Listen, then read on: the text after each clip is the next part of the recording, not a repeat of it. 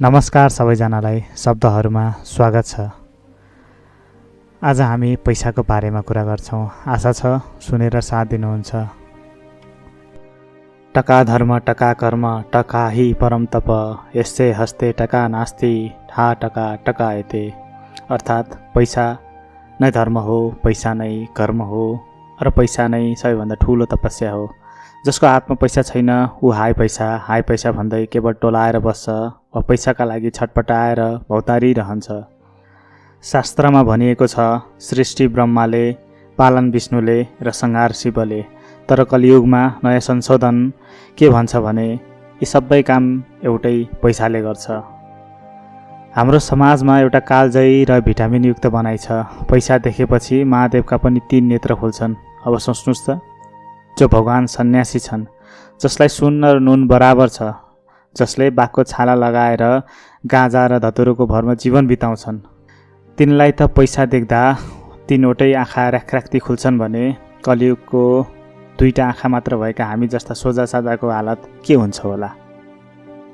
काठमाडौँमा एउटा घडेरी जोड्न नपाएर रेल चुहाइरहेको सोझो मान्छेको के दोष?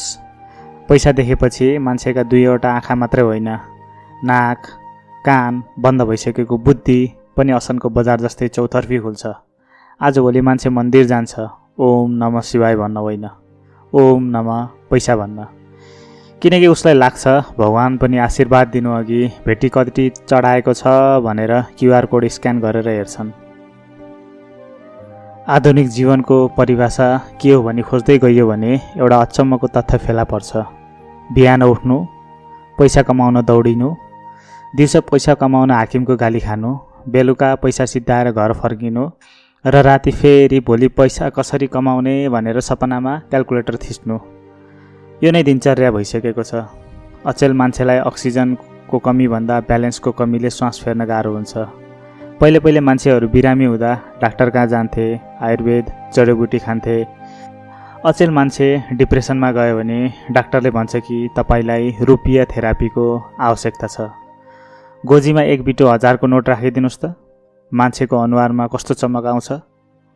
अनुहारको चाउरीपन निको पार्न कुनै फेयर एन्ड लभली क्रिम चाहिँदैन।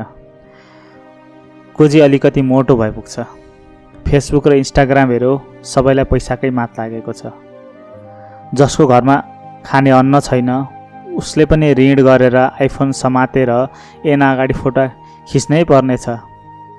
किनभने समाजमा इज्जत मान्छेको होइन, मान्छेले बोकेको मोबाइल गाडीमा हुन्छ। मान्छे आधुनिक यस कारणले भएको छैन कि उसले सोच बदल्यो। मान्छे आधुनिक यस कारणले भएको छ किनकि उसले पैसा खर्च गर्ने नयाँ तरिका फेला पार्यो।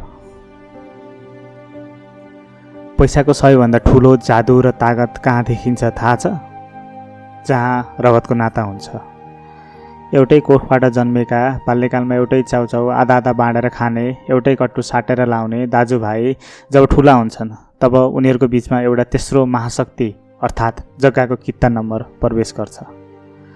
बाबुको सम्पत्ति बाँड्ने बेलामा आमाको काख बिर्सिएर दाजुभाइ यसरी घुरेर हेर्छन् मानौ कि उनीहरू जन्मजात शत्रु हुन्।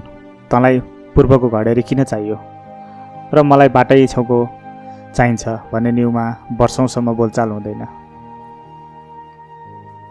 अंशबन्धाको टेबलमा बस्दा दाजुभाइहरूको आँखामा जुन नेत्र खुल्छन् तिनीहरूले महादेवका तेस्रो नेत्रलाई पनि कोसौँ पछाडि छोड्न सक्छन्।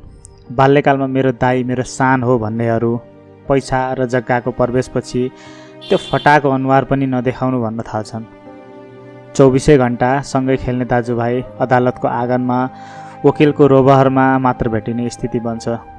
पैसाले दाजुभाइलाई यसरी अलग गराइदिन्छ कि भोलि एउटा मर्दा अर्को मलामी जान पनि शर्त र ब्याज खोल्न बेर लाउँदैनन्।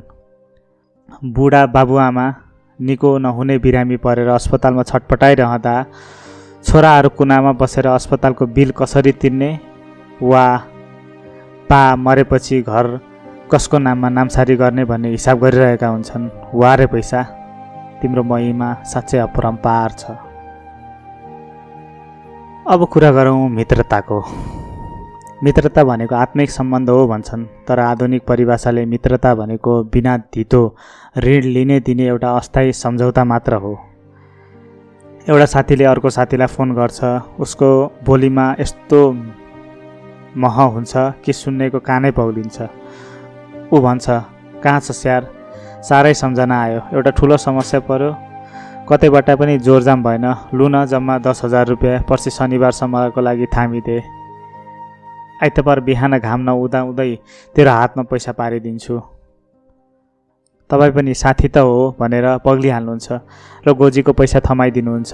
बस त्यति दिनदेखि नै तपाईँको बिलौना र तपस्या सुरु हुन्छ।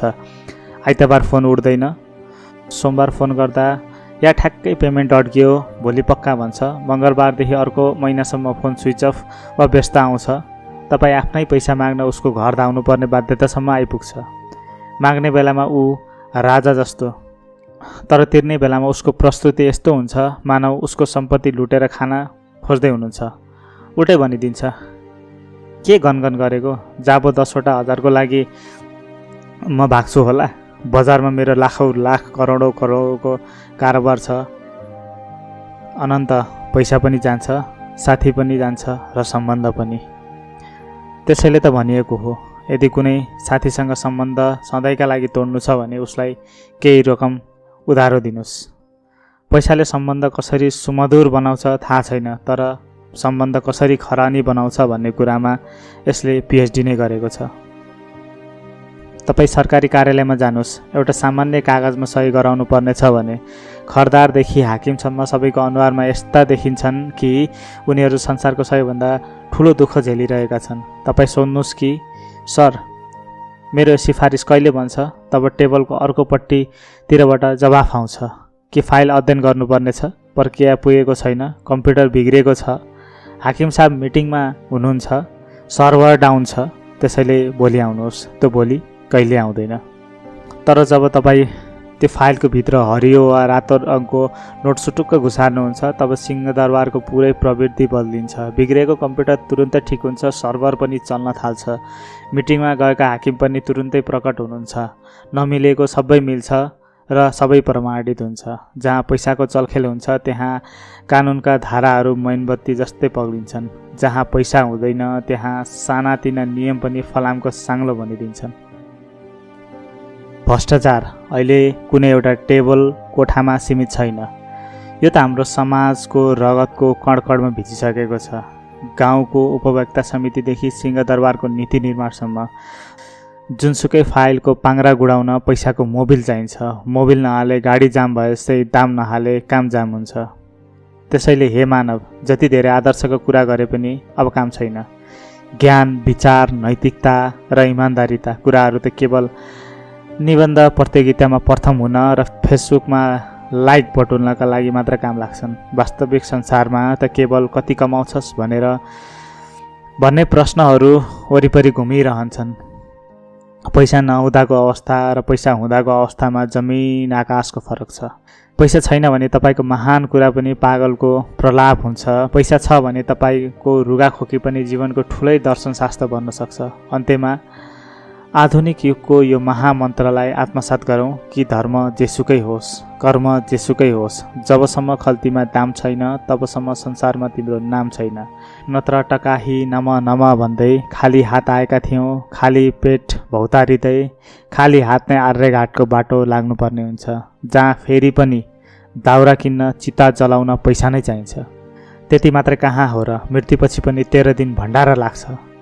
त्यसको लागि अलग कमाउनु पर्छ, नत्र मलामीको सङ्ख्या पनि 0 पुग्न बेर छैन। पैसाको महिमा बुझिन सक्नु छ।